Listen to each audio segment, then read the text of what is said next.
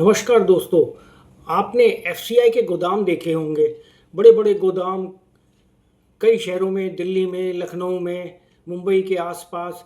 इनमें एफसीआई अनाज, गेहूं, चावल इत्यादि रखता है। कई सालों से इनकी देखभाल नहीं कर पा रहा था एफसीआई। यह अनाज हर बरसात में आने पर खराब हो जाता था और सड़ भी जाता था कभी कभार। अब सरकार ने इसका एक तोड़ निकाला, जिसे कहते हैं आधुनिक बड़े स्टील के साइलो, यानी अब कंक्रीट के गोदाम को हटाकर हाईटेक स्टील के टावर बनाने का फैसला लिया गया। इस स्टील के साइलो में अनाज सालों तक बिल्कुल ताज़ा और सुरक्षित रहता है। सरकार ने देखा कि एफसीआई इनको बनाने में सक्षम नहीं है, तो उन्होंने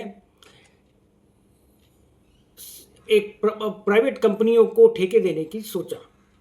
दलील यह थी कि इतना बड़ा और महंगा ढांचा खड़ा करने के लिए ताकत सिर्फ गिनी चुनी बड़ी कंपनियों के पास ही है, इसलिए सरकार ने टेंडर कॉल करने का सोचा।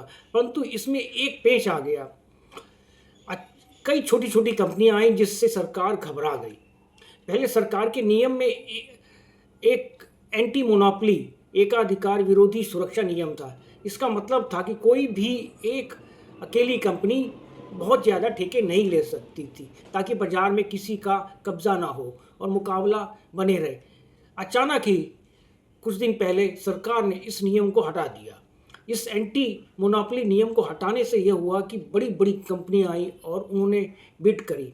नियम हटते ही अडानी ग्रुप ने करीब 9,700 करोड़ के बड़े ठेके जीत लिए।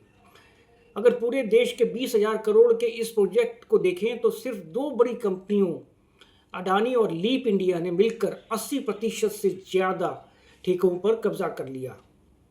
बड़े कॉरपोरेट के पास और तकनीकी है, इसलिए ये आधुनिक गोदाम बहुत जल्दी और वर्ल्ड क्लास क्वालिटी के बनेंगे। अनाज की बर्बादी तुरंत रुकेगी और सिस्टम मजबूत भी होगा। परंतु भविष्य में उनकी मोनोपोली हो सकती है और यह लोग अपनी मनमर्जी करना शुरू कर देंगे, जिसको सरकार को आगे के लिए कुछ न कुछ करना पड़ेगा। देश के अन्न भंडार के 80% हिस्से की चाबी सिर्फ दो प्राइवेट कंपनियों के हाथ में देना जोखिम भरा काम है।